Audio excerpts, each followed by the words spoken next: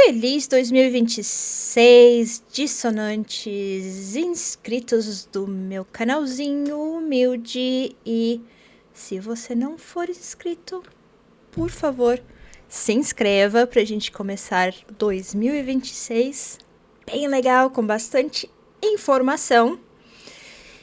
E hoje eu queria muito falar do acordo Mercosul-União Europeia. Entre os 20 mil assuntos que deram, sabe,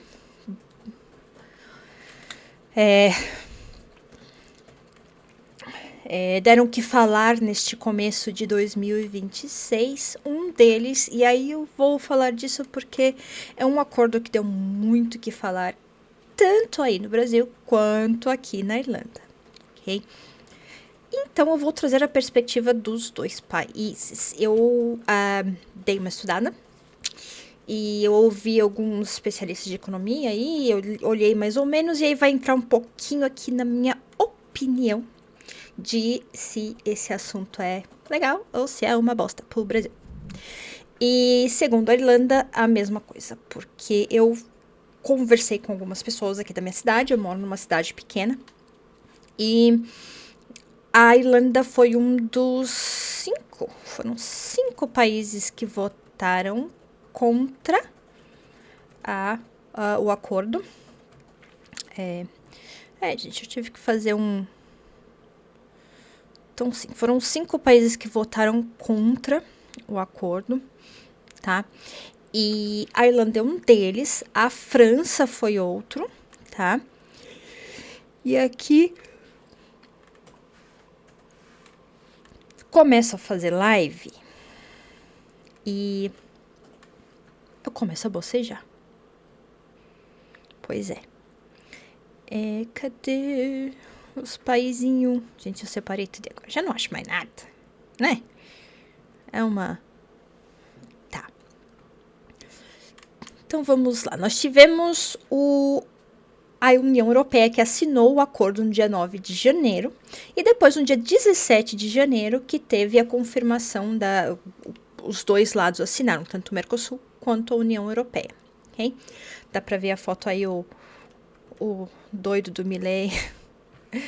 Aqui, ó, olha lá. E os caras assinando. Eu não vi o Lula nessa foto, não? Não foi aí? Não sei se foi, não. Sei lá. Enfim. Tá aí a galerinha aí assinando o acordo. A Vanderlei ali, né? E o Milei e os outros dois eu não reconheço. Homem branco pra mim é tudo igual. O Milei é muito fácil de reconhecer, né, gente? Essa cara de doido dele. De cantor dos anos 70. Enfim, então, no dia 9 que foi assinado, foi para a União Europeia saber se a União Europeia está de acordo com o que estava escrito, tá? Agora, gente, esse acordo foram mais de 20 anos, acho que isso pode ter mais, mas foi tempo pra cacete pra esse acordo sair do papel, tá? Ele tava realmente há muito tempo, porque é a União Europeia, né, não sei se é bom, 25 anos, tá vendo? Mais de 25 anos que esse acordo estava sendo negociado, parava, ia, voltava, ia, e você sabe como é que é. E obviamente que com esta mudança no cenário mundial, meu microfone tá estourando. Ô, caceta. Enfim, nesta mudança do cenário mundial, certo? Obviamente que... Pronto, mudei um pouquinho aqui. Com a mudança no cenário mundial, obviamente que a União Europeia, que não é boba nem nada, que é uma organização, né, é um bloco que é extremamente dependente dos Estados Unidos. Depois da Segunda Guerra Mundial, eles se tornaram extremamente dependentes dos Estados Unidos. Eles se deixaram depender demais, né? Os únicos países hoje em dia que você pode falar assim, que tem um certo exército que seja alguma coisa que dê para falar que é um exército, que você fale assim, eu posso mandar esse exército ou consiga defender o país, é a Alemanha, que conseguiu reconstruir o seu exército, e a França. Mas mesmo assim, são exércitos que nem se comparam com os Estados Unidos. Não que nenhum exército no mundo se compare aos Estados Unidos, né? Hoje em dia, acredito que a Rússia e a China, talvez a Coreia do Norte, que tem exércitos bem mais fortes comparados com a Europa, eles talvez ainda não consigam, né, se, né, equalizar ali com os Estados Unidos. Porém, né, a China, que tem esse planejamento de longa data, vem se preparando, porque eles já fizeram essa leitura de que, cara, se a gente não fizer isso, não vai ter como te proteger. Né? E os Estados Unidos, né? Tanto os Estados Unidos quanto o Reino Unido, que sempre foram países. A França também. Eu estou falando desses dois países que, né, que tiveram mais impacto aí, pelo menos pra gente, ou pra China ali. Agora que for falar da África, a França fez um estrago também desgraçado. Enfim, não vou ficar entrando muito em história. E com essa bagunça que o Trump resolveu fazer, que assim, é uma bagunça, assusta, obviamente que assusta, mudança assusta, mas é uma crise que ela era inevitável, né? O capitalismo, ele empurra suas contradições em vez de resolvê-las, né? Porque para resolver as contradições você vai precisar mudar o sistema, né? O capitalismo, ele é um sistema cheio de contradições, né? E essas próprias contradições, elas fazem o capitalismo funcionar, mas chega uma hora que ela não se sustenta. Tá? O capitalismo, eu já falei 1000 vezes, ele não se sustenta não só pelo impacto ambiental, mas ele não se sustenta de várias outras formas. E com essa mudança que está tendo, a União Europeia precisou, né? Porque ou a União Europeia procura outras opções, ou ela continua extremamente vassala dos Estados Unidos, né? A gente reclama pra caramba o quanto que a União Europeia baixa a cabeça para os Estados Unidos, mas é porque eles não têm muita escolha, né? Eu acho que não só isso, cara. Tanto tempo que eu tô aqui, eu vi que teve um problema também com a questão do gás. Quando teve a guerra na Rússia, eles precisaram bloquear, né, colocar as sanções lá na Rússia, e eles falaram assim, e agora como é que vai fazer com o gás? Ferrou, porque parece que eles nunca pensaram, tá, e se der algum problema com isso, pra onde que a gente vai? Não, isso aqui tá funcionando, tá, vamos lá, deixa. Tá funcionando, pra que eu vou mexer? Ou pra que eu vou pensar numa alternativa? Parece que é esse o mindset deles, sabe? E não tô falando que essa é uma impressão minha, tá? E agora que surgiu o problema, então, ou é isso, né? Quando eles viram que os Estados Unidos vai destruir o que for necessário, porque os Estados Unidos não têm aliados, né? Eles têm vassalos, escravos, né? O que vocês quiserem chamar. E precisou achar uma opção. Aí tava lá um acordo que tava ali querendo sair. Vamos assinar esse acordo, né? A gente precisa, né, de opções. Vamos conversar com a China, vamos conversar com o Mercosul, vamos conversar aí para ver o que a gente pode fazer. Mas, no final das contas, o que é esse acordo? Tá? Então, é um acordo que reduz as tarifas de vários... não é só um acordo de redução de tarifas, tá? É um acordo de serviços, de facilitar tanto a mercadoria quanto o serviço entre um bloco e o outro, tá? Eu até fiz um resuminho para eu falar aqui sem falar merda, tá? Então tá. Então, é um acordo de comércio internacional negociado entre os dois blocos econômicos, que é o Mercosul, que é Brasil, Argentina, Uruguai e Paraguai, e a União Europeia, que são os 27 países que fazem parte da União Europeia, tá? Então, assim, não é um acordo só, como eu já falei, não é um acordo só de baixar impostos, né? Não é só nem de retirar impostos, é reduzir. Então, é um acordo amplo que vai mexer em tarifas de importação e exportação, regras para agricultura, indústria e serviços, guardem essa parte aqui, regras para agricultura, indústria e serviços, normas sanitárias e ambientais, compras governamentais, propriedade intelectual, bastante na área de fármacos, tá? Investimento estrangeiro e resolução de disputas entre países e empresas, tá? Então, assim, ele vai reorganizar como os países vão fazer o comércio entre si, né? Vão produzir, vender, comprar, competir entre si. Esse acordo começou a ser negociado em 99, aí ficou aí 25 anos só na vai, não vai, vai, não vai, vai, não vai. Então, a ideia central dele é diminuir ou eliminar tarifas e barreiras comerciais entre os blocos para facilitar o comércio, ok? Nossa, mas você tá falando assim, parece que é uma coisa muito boa, gente. Por que que não, né? Por que que teve país da Europa que votou contra? Por que que, né, na minha opinião, eu não acho que é uma boa ideia para o Brasil. E eu vou entrar nisso. E por que que não é um acordo bom para o Brasil se vai facilitar tanta coisa, né? Pois é, gente. Então, os produtos do Mercosul, eles vão entrar mais baratos aqui na Europa. Poxa, mas isso é bom, não é? Não é só isso. Como todo acordo, tem uma cacetada de cláusula que talvez que precisam de atenção, tá? Produtos europeus entram mais baratos no Mercosul, tá? Mas, obviamente, que isso não vai afetar os dois blocos do mesmo jeito. Ou vocês acham que a Europa vai querer igualdade? Até porque não dá para ter igualdade, porque não são os mesmos produtos, não são os mesmos serviços, não é o mesmo tipo de comércio que sai e entra dos dois blocos, né? Cada um tem uma necessidade diferente. Então, assim, o Mercosul, ele vai entrar principalmente com carne bovina, né, que são os commodities agrícolas, né?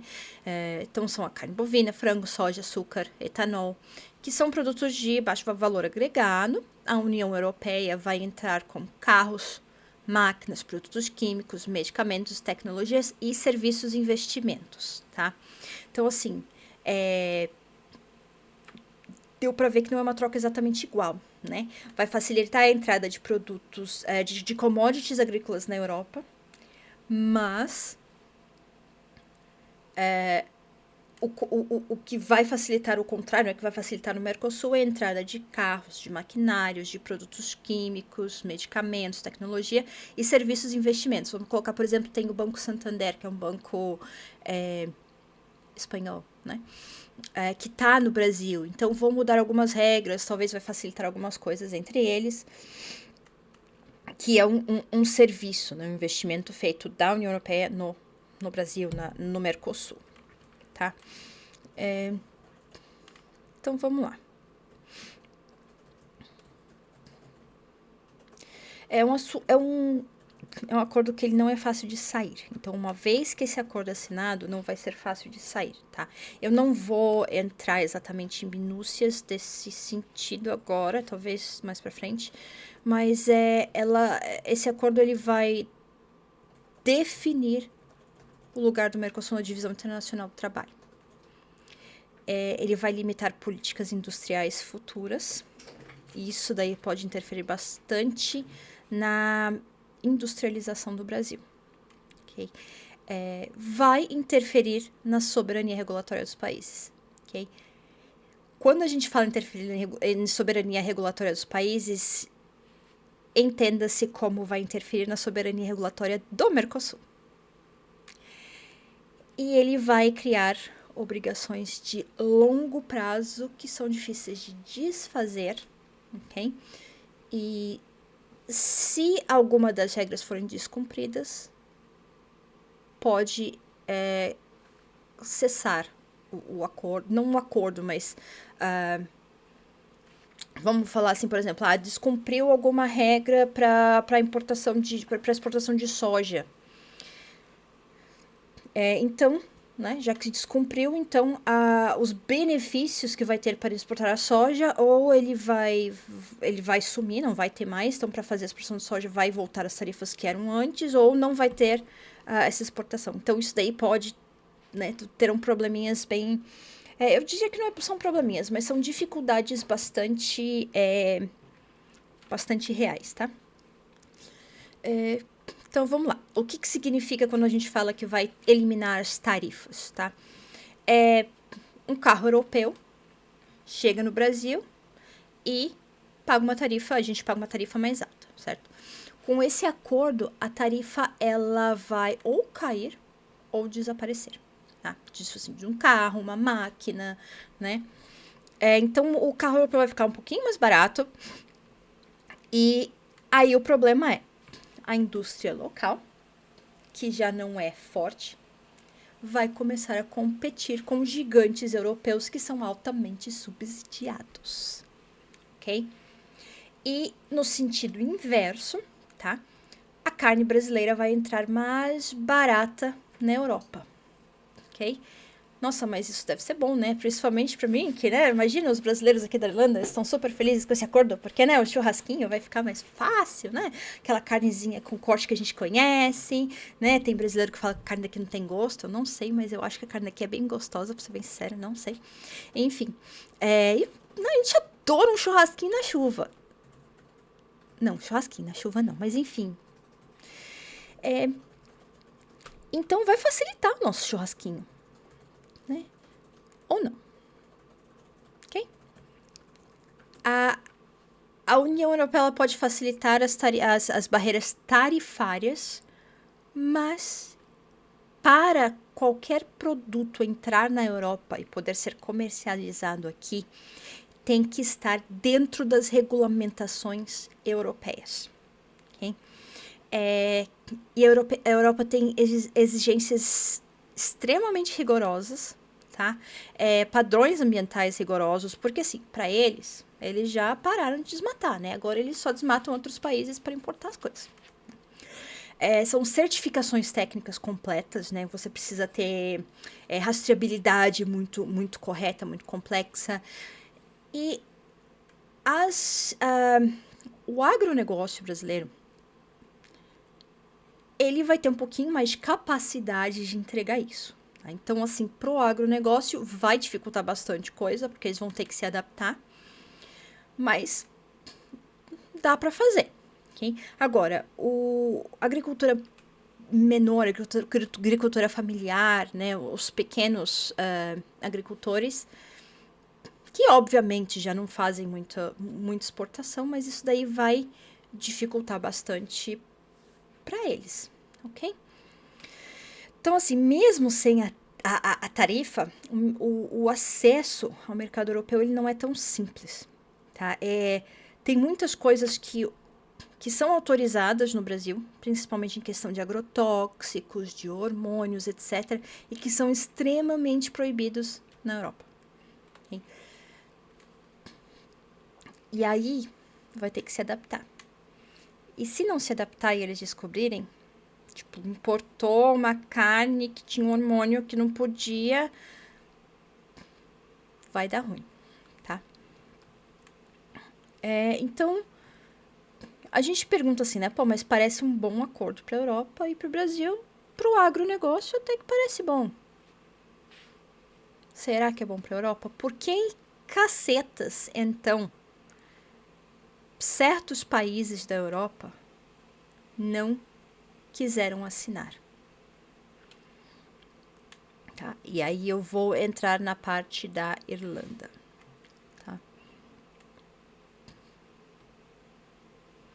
Então vamos lá. Cadê a minha colinha? Gente, eu preciso de colinha porque a cabeça da tia aqui não funciona.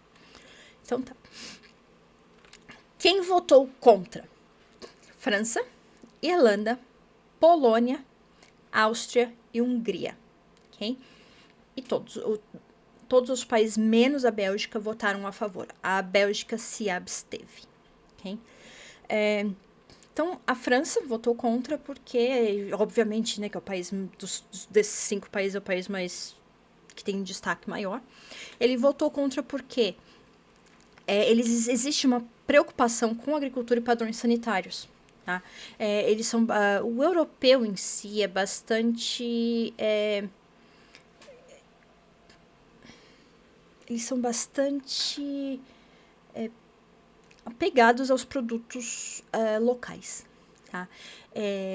Eles têm, sim, um patriotismo, digamos assim, alimentar muito grande. Acho que eu inventei essa agora, né? A Irlanda, o governo teve uma pressão forte dos fazendeiros aqui, tá?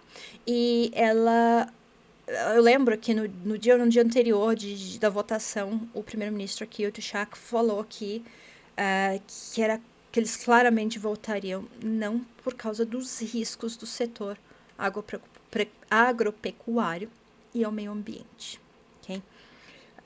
Ao meio ambiente eu acho que foi mais... Eu lembro que num dia antes dele falar que ia votar não, já saiu assim uma coisa assim, sabe, notícias em vários jornais assim foi descoberta uma carne brasileira que entrou no país, que tinha hormônios proibidos aqui, etc. Então assim, foi aquele negócio que eu não sei se é verdade ou se não é, mas ele foi assim, ele entrou na mídia assim, sabe, do nada um dia antes, uma coisa assim que viralizou, tá? Que obviamente aí você fica pensando, né? Pô, gente, mas né, os fazendeiros têm tanto poder assim na Irlanda? Muito. Muito, muito, muito mesmo. Tá? E aqui que vem um ponto muito importante que eu vou falar mais pra frente. Existem... Eu olhei, quando eu estava vendo a notícia da Europa assinar, muitos sites de brasileiros, ou perfis de brasileiros na Irlanda, falaram, né? Pô, mas... né, muita gente feliz, né, da carne e tal, vir pra cá, etc. Mas também teve muita gente que falou assim, nossa, mas eu não entendo por que os fazendeiros têm tanto poder nesse país, né, eles representam somente de 1 a 2% do PIB da Irlanda, etc. E aí que é aquele negócio, né, às vezes a gente tem, jogar um número lá, falar assim, olha, eles representam só 2% do PIB, pá, só isso. Esqueceram de verificar. Primeiro que, assim, o PIB não é um marcador muito bom, tá? Mas não só isso, mas existem outras coisas que você precisa levar em consideração. A gente não pode levar em consideração somente o quanto que uma indústria significa no PIB. A gente tem que levar em consideração certos fatores internos também. E é isso que eu vou destrinchar daqui a pouquinho, tá? A Polônia se posicionou contra também. Não consegui achar muito bem porquê. A Áustria votou contra, né? Algumas tensões internas tiveram lá. E a Hungria também votou contrário ao acordo. Tá? E aí eu vou falar assim.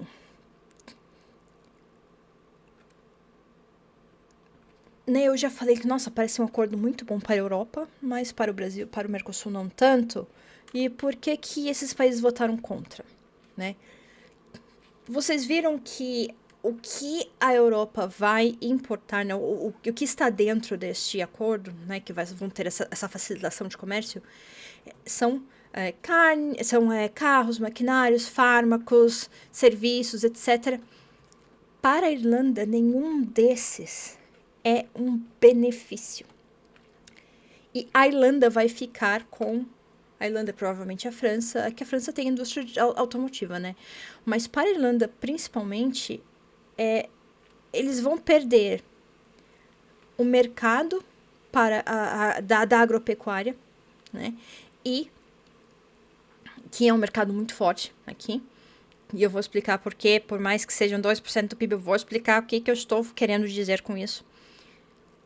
E eles não vão ter nenhum benefício contrário. O que a Irlanda pode exportar que está dentro? Não tem o que exportar. Né? Nada que seja realmente da Irlanda para exportar para o Mercosul. Então, para a Irlanda é um acordo que só traz malefício. Okay? E não, gente, eu não tô falando que a carne do Brasil é malefício, tá? Não é exatamente isso que eu estou falando. Eu estou olhando do lado da Irlanda. Então, assim, o que a Irlanda em si tá vendo, ok? Assim, sem tirar o fato de que, eu sou de que eu sou brasileira. Eu estou tentando olhar do lado unicamente da Irlanda aqui e do lado do Brasil. Quando eu falo do Brasil, é tentando separar os dois um pouquinho. Porque assim, acordo comercial, cara, você tem que ver o que é bom para você. Né? A gente faz concessões para o acordo poder sair do papel, mas ninguém quer saber do que vai beneficiar o outro. Você quer saber o que vai beneficiar você, tá? Então, o que acontece na Irlanda? A Irlanda tem um setor de gado e carne que são muito sensíveis a preços e importações, tá? Então, esses setores eles já sofrem uma pressão de se manterem dentro de acordos ambientais muito fortes, ok? E sim, a carne daqui é mais cara, né? Você acaba pagando um pouquinho mais. Eu aqui aprendi a comer muito menos carne, não que me faz falta, mas assim, eu como muito menos carne.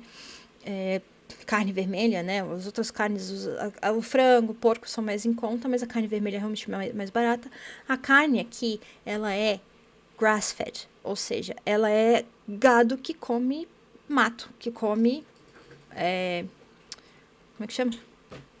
Do chão, come mato do chão. Esqueci o nome agora. Grama, come grama, bonitinho, etc. Eles não são gados que são alimentados por ração, etc. Eles são gados que ficam em campos abertos. A Irlanda tem muito, muito orgulho da sua graminha verdinha que alimenta os seus gados bonitinhos. E posso ser bem sincera, o leite, os laticínios da Irlanda, olha, não existe melhor neste mundo. Gente, é o melhor leite, é a melhor manteiga. A gente já ouviu falar da Kerrygold, é a melhor manteiga que existe. Ela é muito gostosa. Então, e a Irlanda tem um orgulho muito grande dos laticínios. E quando uma coisa muito comum aqui, você ir em mercados, por mais que sejam mercados que não são irlandeses, por exemplo, o Lidl e o Aldi, eles são mercados que eles, mesmo sendo mercados, né, alemães, você entra lá, o Tesco também, que é um mercado britânico, né, inglês, você vai lá e os produtos, eles, né, colocam assim na embalagem, né, feito na Irlanda, o produto da Irlanda. Então, assim, existe um orgulho muito grande de comprar um produto que seja daqui. Por mais que às vezes o produto não seja exatamente daqui, né, às vezes tem aquele negócio lá, né, feito na Irlanda, mas é só embalado, enfim. As carnes, né, eles colocam lá 100% bife irlandês, né, até no McDonald's, cara, até no McDonald's você vê lá 100% bife irlandês, tá? Quando eu trabalhava numa cafeteria também, eles colocavam lá, foi muito engraçado, eu vou dar uma voltinha rapidinho. Foi muito engraçado quando teve uns canadenses que foi no café, né, e eles viram lá, né, escrito pediu porque vendia sorvete, sabe aquele sorvete de cone, tipo de maquininha, assim, do tipo do McDonald's, que a gente chama de whipped, né, ice cream. E aí tem lá escrito, né, 100% laticínio, 100% Irish milk, 100% Irish, 100% Irish dairy milk, dairy ice cream, acho que um negócio assim. Então, praticamente 100% laticínio irlandês, né? Desse sorvete feito com laticínio irlandês. E aí ficou lá e aí o canadense perguntando, mas que sabor é esse, né? E a gente não tinha entendido que ele achou que o 100% leite irlandês ou laticínio irlandês, né? Dairy, Irish dairy, era que ela tava perguntando que sabor que era, porque assim, pra mim é muito claro, né? É 100% laticínio irlandês. Mas, então a gente ficou assim, não, 100% é de baunilha, né? Você pode pedir com sabor. Ela ficou assim, não, mas é 100% Irish Dairy, e a gente ficou, É 100% Irish Dairy, né, é irlandês. Tá, mas o que? Aí veio um outro e falou assim: não, ela tá perguntando que sabor é esse. A gente ficou olhando, tipo, como assim sabor? Né? Pra mim é muito claro, mas enfim. Isso que é uma pessoa que fala a mesma língua, tá? Que é o inglês. Ele explicou: não é que é o sabor, é pra explicar que o sorvete é feito com leite puramente irlandês. Aí eles ficaram assim: tá. Tipo, eles ficaram com uma cara de interrogação tão forte que eu fiquei olhando pra menina que trabalha comigo e a gente ficou tipo, mano, que porra é essa, né? Enfim, é aquele negócio do orgulho irlandês com os produtos, certo? E, e agora eu vou, assim, falar do lado irlandês e depois eu vou falar um pouquinho do lado brasileiro.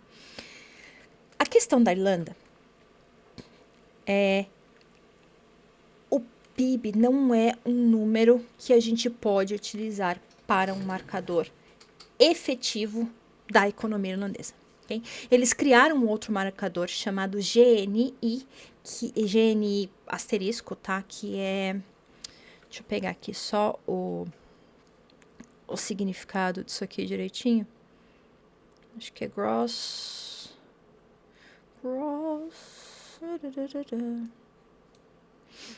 Cadê o GNI aqui?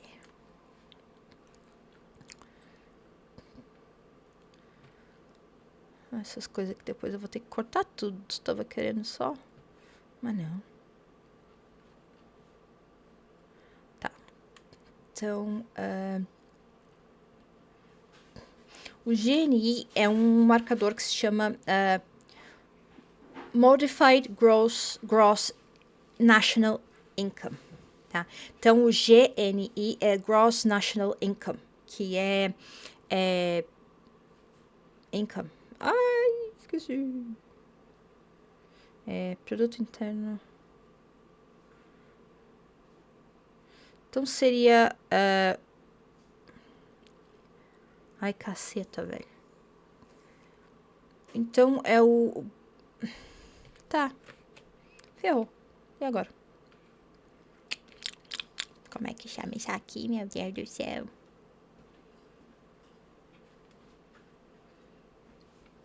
Bom, eu vou explicar mais ou menos o que é, porque agora deu pane na tradução aqui, tá? Então eu vou falar assim, o que é esse? Porque eles têm o GNI, que é o Gross National Income, e aí eles têm esse novo Modified Gross National Income, ok? Ele é um marcador que é uma tentativa de medir quanto da riqueza realmente fica no país, né? Então eles excluem distorções criadas por multinacionais que os lucros são repatriados e acabam entrando como ativos fantasmas, tá?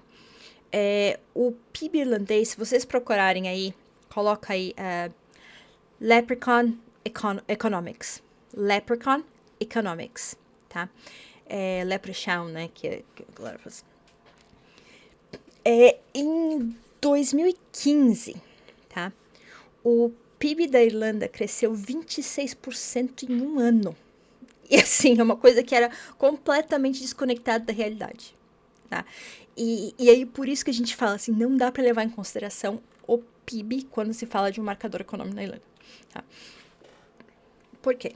Aí isso ficou conhecido como Leprechaun Economics, tá? Que é o seguinte, as multinacionais, né, vêm para a Irlanda por causa de impostos mais baratos aqui na Europa e também a língua inglesa, né? Então eles vêm para a Irlanda. A Irlanda também é uma parte, é um país bastante, geopoliticamente falando, é um país bastante...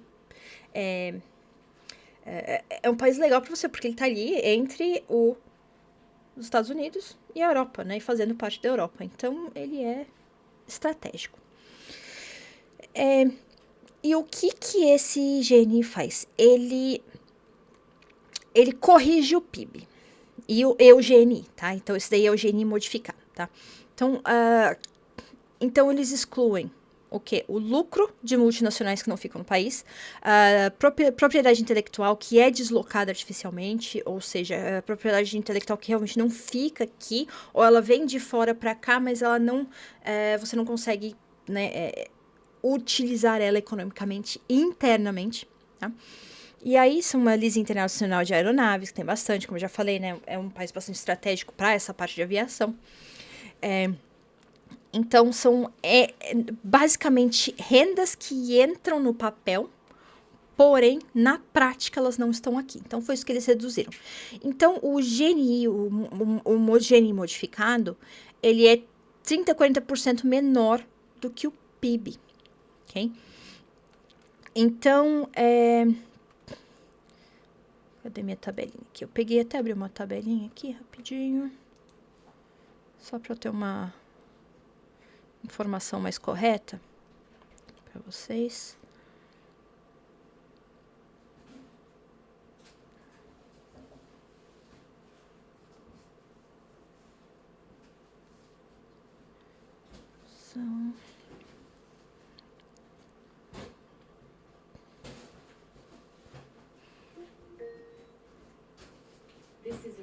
Alexa, mano.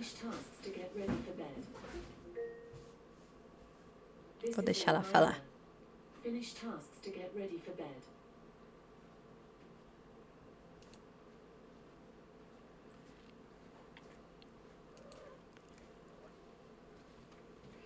Tá bom. Então, eu tenho uma tabelinha aqui que eu peguei.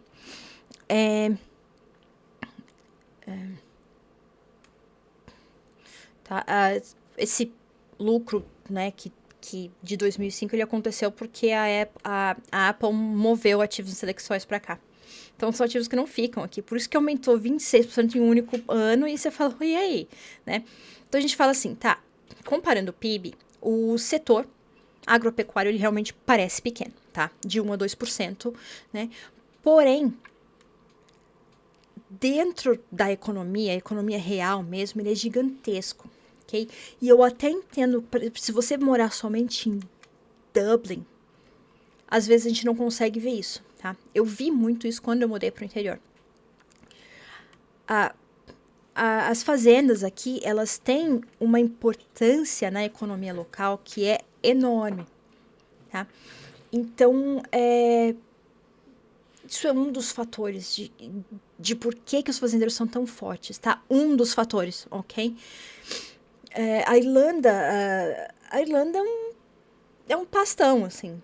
São uma, duas cidades ali, três, vai no máximo, que são cidades maiores, que elas têm concentrações, que elas têm multinacionais, etc. Uma economia que é mais internacionalizada, mais industrializada mesmo, né? Agora, dentro do país, você vai para cidades menores, são cidades que elas não se sustentariam sem ter as fazendas por perto. Não só porque são as fazendas que geram, não, mas a fazenda elas geram empregos para as pessoas locais também e que movimentam, que circulam o dinheiro ali naquela cidade, fazem a cidade crescer.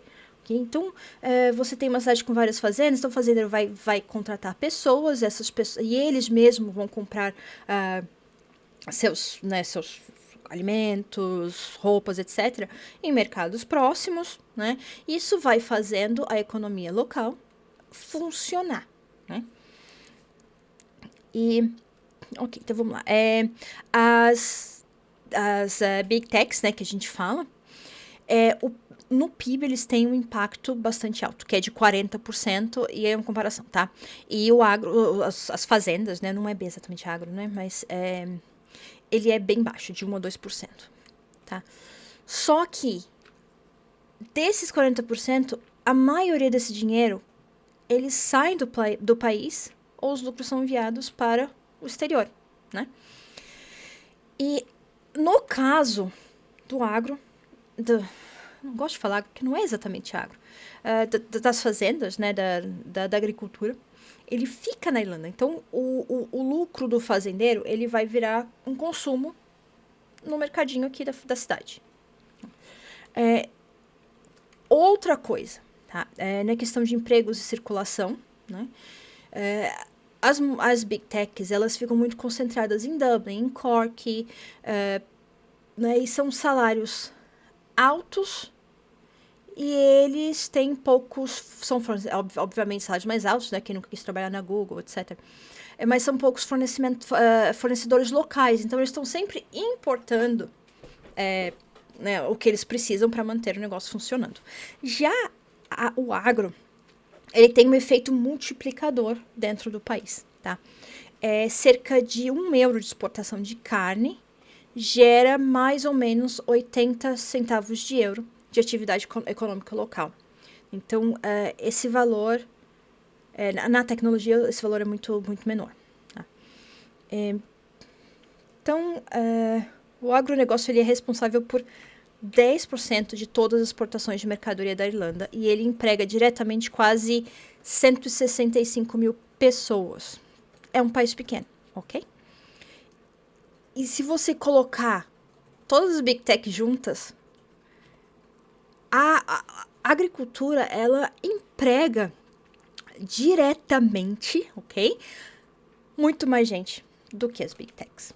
Então, por mais que as Big Techs sejam super importantes pro PIB, pra economia, pra real economia, ela não é tanto, tá? Então tá. E outra coisa que é muito importante a gente ter noção, e isso não é porque eu sou comunista, tá? Isso não é uma coisa somente de direita, é exatamente uma coisa que funciona na prática, porém reforça que a união faz a força, ok, galera?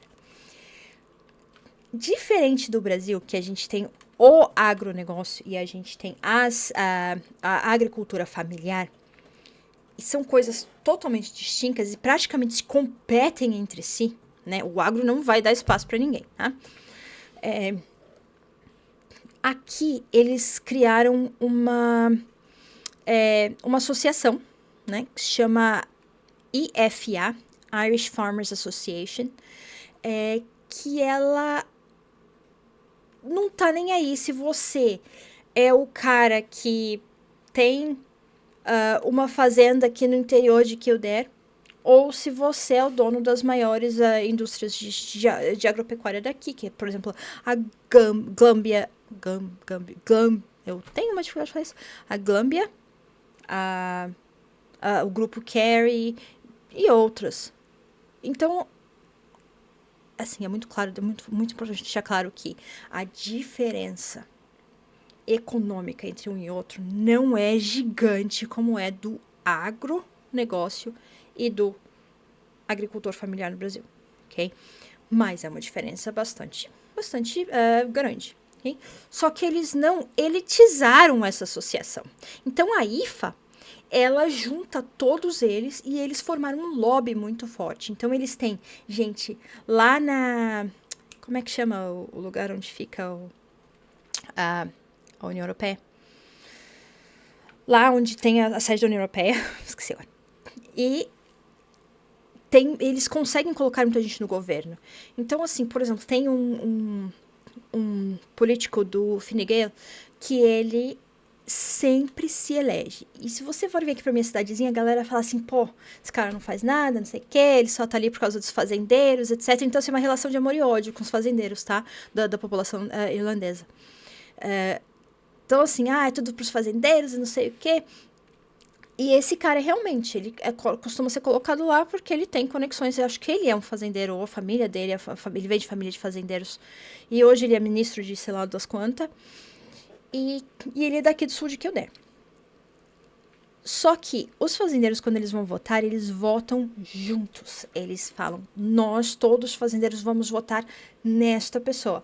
E obviamente que pessoas que trabalham, etc., você tem outros votos também. E o voto aqui, por ele ser um voto local, qualquer voto conta. Tá? Quando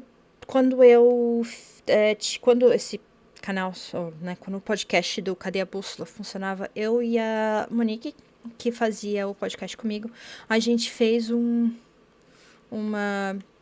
episódio sobre as eleições daqui. Quem quiser pode ir lá no Spotify, coloca lá, pode colocar dissonância organizada, porque tá tudo dentro do dissonância organizada agora, e você vai ver o canal das eleições. Eu não sei se tá muito confuso ou não, enfim, qualquer coisa outro dia eu falo um pouco das eleições daqui, mas enfim, então o fato deles se unirem para votar, se unirem para fazer pressão, né, os caras param os tratores aqui e fecham um monte de estrada, sabe? Quando eles querem fazer alguma coisa. E vocês conseguiram ver que quando eu mencionei né, aquela notícia da carne que veio pra cá com hormônio, que foi uma coisa assim que foi do nada, começou a aparecer em diversos lugares pra mim, assim, vários jornais, um dia antes das votações. Então, isso é um lobby, isso é uma pressão que eles fazem política bastante grande, tá? Então, isso daí é um outro motivo, eles são unidos. O fato deles se unirem dentro de uma organização só e não fazerem distinção de quem tem mais ou menos, de quem é maior ou menor, ajuda muito, porque a união faz a força. Ok? Outra coisa que é muito, muito importante dizer é que a Irlanda, ela tem um orgulho muito grande da segurança alimentar. Okay? Ah, mas aí na Irlanda não tem variedade, etc. Não, não tem variedade. Realmente não tem variedade. Porém, numa época em que os irlandeses só eram autorizados a comer batatas, e aí teve um problema com a batata, a gente teve um negócio chamado Grande Fome. E isso tem muito a ver com, obviamente, com a colonização que eles tiveram da Inglaterra, né, que praticamente pegaram as batatas boas, levaram para fora, né, e deixaram a galera da Irlanda passar fome. Eu ouvi um podcast há um tempo atrás que eles imitaram, o cara, ele foi fazer uma dieta que seria a dieta do camponês irlandês na época da fome, né, um pouquinho antes da fome. E, cara, era só batata. Era literalmente só batata. Então, quando teve um problema na batata, os caras se fuderam. Então, eles têm um problema muito grande com segurança alimentar. Tá? Então, essa memória histórica da Grande Fome fez com que eles, né, pressionassem para um controle sobre a sua própria comida. Tá? Então, assim, ver a carne brasileira, ou a carne, né, argentina, substituir a carne do vizinho, né, que é o fazendeiro ali, de Kildare, por exemplo, ela toca num nervo de segurança alimentar. Não é só um orgulho do alimento que é produzido aqui, tá? Não importa se você tem variedade ou não. Tá? O que importa é que você tem o controle do seu alimento, você produz para dentro do seu país. O que você produz, ele é suficiente para alimentar, caso não tenha mais como você importar. Tá? Então, isso para eles é uma lição duramente aprendida, né? E então isso daí pode pegar muito para eles, tá? Então, por mais que o povo irlandês tenha essa relação de putz, né? Os fazendeiros têm controle de tudo, é tudo por causa dos fazendeiros. Eles jogam essas porra desses agrotóxicos num dia que tá ventando, porque eu sei que é difícil, porque quase não venta, né? Mas, enfim, pra quem mora no interior, cara, tem dia que parece que você não consegue. Você vai lá fora, o cheiro de agrotóxico. E eu não moro. Eu moro no centrinho da cidade mesmo, que eu moro, não é? Tudo bem que é pequenininho, as fazendas são perto, mas o cheiro que fica, ele chega a doer o olho, assim, é muito forte, é um cheiro muito horrível. Você vai pegar a estrada para ir para tua cidade e você passa pelas fazendas e o cheiro, é um cheiro de bosta misturado com química, é um negócio horrível, cara. Ele é muito ruim mesmo, assim, é muito ruim. E às vezes fica o dia inteiro aquele cheiro no ar, né? A gente fica assim, pô, bem-vindo à Irlanda, né? A Irlanda de verdade, não a Dublin só. Então, a Irlanda, ela é também o maior exportador líquido de carne bovina do hemisfério norte. Então, assim, a carne bovina da Irlanda, ela é considerada uma das melhores do mundo. É uma carne extremamente limpa, é um gado que come no pasto mesmo, né? Por isso que a carne é cara e você não tem, assim, uma quantidade de carne muito grande também. Porque, obviamente, né, você ia precisar ter muito boi. Quando eu trabalhava no call center, eu já liguei para uma pessoa que falou assim: você pode me ligar depois porque eu tô aqui fazendo parto de uma vaquinha. Então, o próprio fazendeiro, ele tá lá com a mão na massa, né, fazendo parte do bezerrinho, da vaquinha lá. É uma coisa muito... É cultural mesmo, tá? Esse orgulho. E não é só porque é muito bom, porque é bom pra cacete. Gente, a manteiga daqui é muito boa. Na boa, assim, é muito bom mesmo. O leite também, acho que não tem leite igual. E realmente é muito limpo, né? Quase não tem conservantes, etc. E quando tem, as pessoas ainda ficam meio assim, né? Ah, tem demais. É muito pouco comparado com o que a gente tem no Brasil, por exemplo. E, e isso é. Ah, outra coisa que eu vou falar antes de eu ir pro Brasil.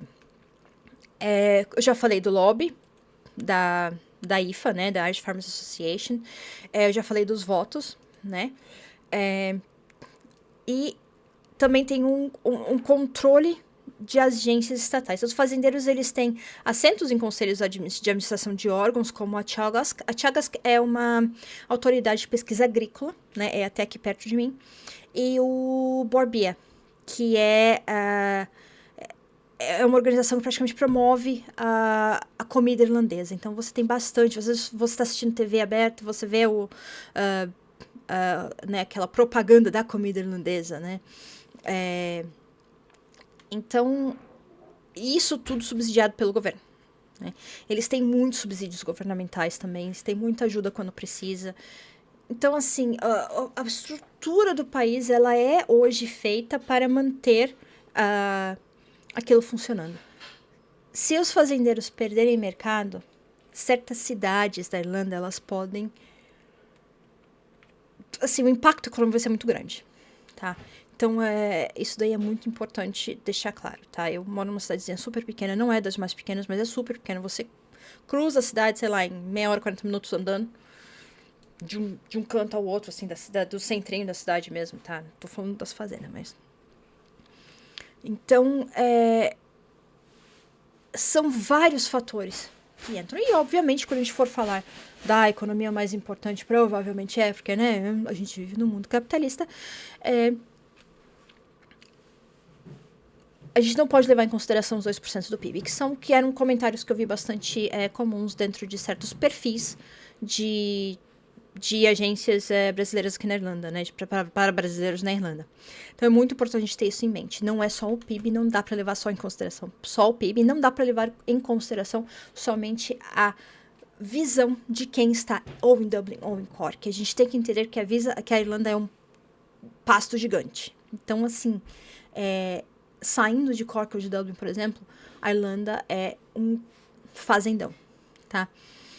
Só que diferente do Brasil, ele não é um fazendão para exportação, ele é um fazendão que ele é autossuficiente em questão de alimentação e também para exportação. Ok? Vou tentar, espero que esteja claro. Se não estiver claro e vocês quiserem, né, pode colocar aí e pode fazer pergunta e eu respondo tudinho assim depois. Eu respondo todo mundo mesmo que manda mensagem. Oi, desculpa, deixa eu molhar o bico aqui. Bom, então eu queria só chamar atenção para uma coisa antes de eu entrar no lado do Brasil, tá? Esse aqui é a BBC, tá? Eu acho muito interessante como as palavras que eles utilizaram para colocar, né? Acordo Mercosul, União Europeia é assinado e cria uma das maiores zonas de livre comércio do mundo. Entenda o que pode ficar mais barato no Brasil. Mas eles não falaram, olha, é uma coisa, é muito bom, né? Parece uma coisa muito maravilhosa, assim. E aqui você vê a forma como eles falam, maiores zonas de livre comércio. Livre comércio. Como eu já falei antes, tudo que entra na Europa de questão alimentar precisa estar dentro dos padrões sanitários, dos padrões ambientais da Europa. Okay? E uma coisa que me preocupa muito, e aqui eu vou pegar, é o que a gente chama aqui de o Green Deal de 2026, tá? Porque este Green Deal, ele vai impactar, obviamente, tudo que entra na Europa precisa estar de acordo com a legislação europeia. Okay? E o que esse Green Deal fala aqui? Tá? Então, eles falam de... tem uma cláusula de de deflorestação, que ela deverá ser implementada no dia 30 de dezembro de 2026, tá? Que fala que assim, after... Tá. A regulação entra em efeito para grandes e médios operadores. Esta lei manda que produtos, soja, bife, óleo de palm, aquele óleo que não é legal, que todo mundo fala pra cacete mal dele.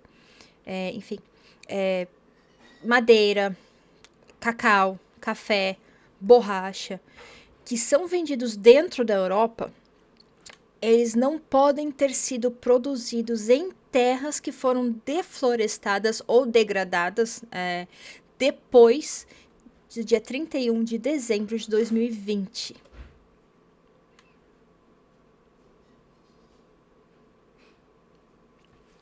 Vocês acham que isso vai funcionar no Brasil? Espero que sim, que assim, realmente seria uma coisa muito boa, né? Seria muito bom que isso forçasse o agronegócio a parar de, né, grilagem, etc. Essas coisas que o agronegócio adora fazer e que certos políticos brasileiros adoram incentivar, ok? Enfim, isso daí é uma coisa, por isso que eu falei, isso daí vai dificultar, porque assim, eles vão precisar provar que a terra não foi grilada, deflorestada, etc., depois de 2020. Tá? Estamos falando de 5 anos atrás. Ok?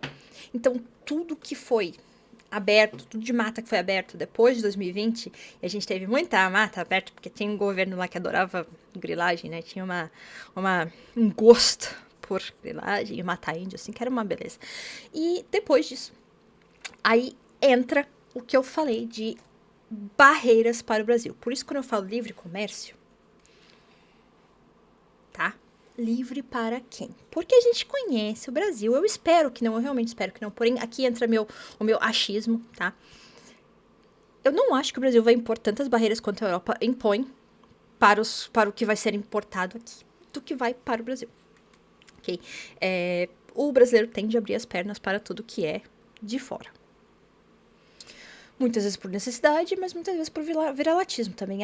E que produto europeu é melhor e não sei o que. Muitas vezes, cara, o produto brasileiro é muito melhor. O problema do produto brasileiro é que o melhor, normalmente, vai para exportação. Né? E aí você consegue ter acesso a coisas muito boas. Por exemplo, o arroz, a gente quase não tem a exportação do arroz, porque não é um hábito alimentar de países que não produzem arroz, por exemplo. Você tem uma produção bastante grande para dentro. Por isso que o agronegócio não produz muito arroz. Então, o arroz é mais produzido pelas agricultoras familiares. E aí a gente tem um arroz de qualidade. Okay?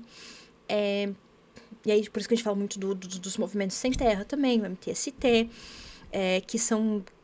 Né, que praticamente fazem bastante esse trabalho de agricultura familiar, de agricultura orgânica também, que são os produtos de qualidade que ficam dentro do país. Okay? E com esse monte de incentivo que vai ter, provavelmente, para os grandes setores do agro, eu não sei o que vai acontecer com as agricultoras familiares, mas isso é muito ruim. E sem contar que o Brasil vai, obviamente, focar no agro, enquanto a industrialização propriamente dita, que todo mundo, acho que qualquer setor do Brasil já falou quanto que é isso importante, tanto direita quanto esquerda, etc., fala que é muito importante, que a gente precisa reindustrializar o Brasil, isso daí vai criar uma barreira. Então, esse acordo criará uma barreira para a reindustrialização, uma possível reindustrialização do Brasil. Tá? Vai manter o Brasil como o celeiro do mundo. Ok? A gente tem outros, mas isso daqui foi o que me chamou mais atenção, porque eu falei, caramba. E aí você vai ter também a questão de hormônios, então quem exporta... Eu sei que muitos do que já exportam para fora, já exportam para a Europa, eles já fazem isso. Porém, existe também talvez ali que a Europa vai colocar que o próprio país não possa utilizar, nem mesmo para outras produções que não são somente para a Europa, certos produtos, porque isso contamina tanto o meio ambiente, como você pode ter cross-contaminação, né, com os alimentos que sairão. Tá? E, obviamente, como eu falei, aquela notícia que eu mencionei antes, da carne que veio para cá com hormônios, ela vai ser muito utilizada, ok? E isso daí vai criar uma barreira para o Brasil. Então, é praticamente uma colonização 2.0 do Brasil, ok? É complicado. Então, assim, por isso que eu não acredito que isso será um bom negócio. Porém, como a gente viu aqui,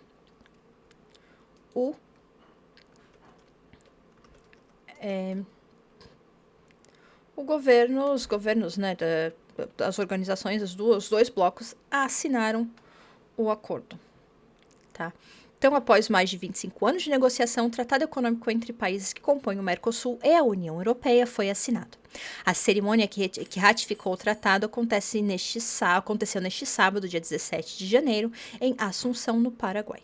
Estavam presentes Santiago Peña, presidente do Paraguai, Javier Milei, presidente da Argentina, Yamandu Orsi, presidente do Uruguai, Rodrigo Paz, presidente da Bolívia, José Raúl Mulino, presidente do Panamá, Mauro Vieira, ministro das Relações Exteriores do Brasil, Ursula von der Leyen, que é o presidente da Comissão Europeia, e Antônio Costa, que é o presidente do Conselho Europeu. Em seu discurso, Penha lembrou do presidente do Brasil, né, que não foi ao evento e disse que sem ele não haveria acordo. Isso que eu não entendi, mas enfim. E o Paz e Milei aproveitaram para fazer politicagem sobre a Venezuela.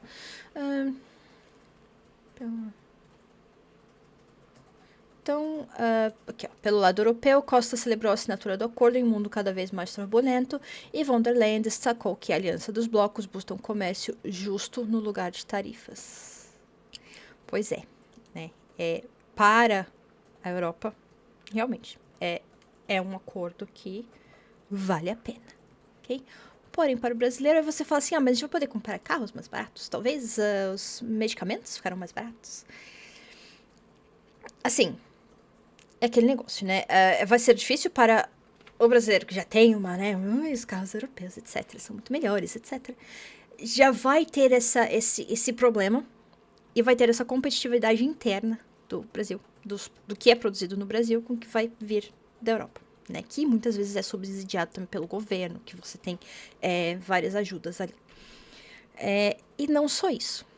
Por mais que certos carros vão vir com valor provavelmente menor por causa da diminuição de tarifas, a gente tem que pensar assim, este acordo, né, vamos trocar ali os commodities agrícolas para carros europeus.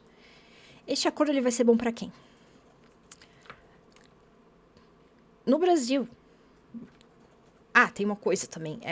Existe uma possibilidade, eu não vou entrar muito nisso porque é uma parte muito econômica, muito mais econômica mesmo, economiquez, assim, bem grande, de que se aumentar essa exportação, se for facilitada muita exportação de produtos, pode aumentar o preço também, pode aumentar a inflação para produtos internos, ok? Porque, obviamente, que a maioria do que vai ser produzido, o pouco que fica dentro do Brasil, ele vai ser cotado em dólar, praticamente. Então, vai haver... vocês lembram quando teve aumento do tomate? Quando teve um aumento do arroz também? Por causa desses comércios dos comércios exteriores. Eu não vou entrar muito nisso, porque eu realmente não entendo muito bem para explicar direito. Me perdi. Não devia ter entrado nessa... porque eu me perdi mesmo. Enfim... Isso aqui. Então, tá falando aqui, a União Europeia eliminará tarifas para 92% das exportações do Mercosul no valor aproximado de 61 bilhões. Além disso, considerar acesso preferencial para outros 7,5% equivalentes a 4,7 bilhões, beneficiando assim quase a totalidade das exportações do bloco para a União Europeia. Então, a gente fala assim, exportações, só que as exportações que eles estão falando são commodities agrícolas. É muito importante deixar isso claro, que neste acordo são commodities agrícolas que vão sair do Brasil para a Europa, tá? E para Europa para cá serão os carros. E agora eu lembrei que eu tava falando, os carros que vão vir para o Brasil, eles por mais que sejam mais baratos, a maioria da população ainda não vai ter acesso a eles. Então, assim, vamos deixar bem claro, né? Muita gente não tem dinheiro nem para comprar um carro que seja um carro para uso no Brasil, baratinho, etc.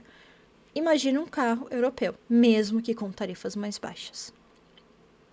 Então, assim, esse benefício não é tão benefício assim, né? A Europa vai se beneficiar muito bem. Não toda a Europa, ok? Até porque, quais são os países da Europa que vão mais se beneficiar com isso? Adivinha.